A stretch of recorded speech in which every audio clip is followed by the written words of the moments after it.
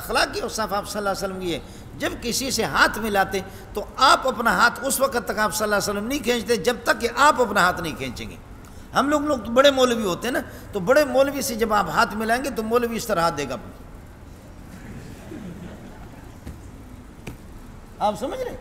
اور اگر اس کے ساتھ آپ ہاتھ ملائیں گے، تھوڑا سا پٹھان اس کا ہاتھ دبائے گا تو مولوی کہ ابے اگر میرا ہاتھ ٹوٹ جاتا تو پھر تو تیرا ہاتھ ہے یا ڈبل روٹی ہے؟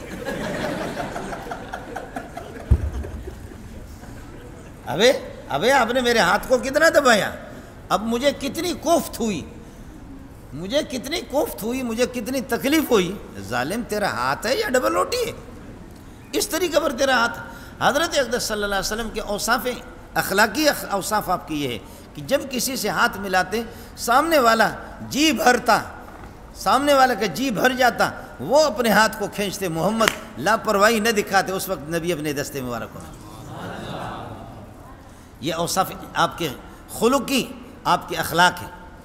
اس لیے یہ جو چھت کے اوپر جب چڑھتا ہے نا مفتی مظہر، تو آپ کہیں گے المظہر مظہر الدین علی السطح، چھت کے اوپر ہے، یعنی مفتی مظہر کے یہ کہ جوتے ہیں وہ چھت کے اوپر ہے، پاؤں چھت کے اوپر ہے، چھت نیچے ہے۔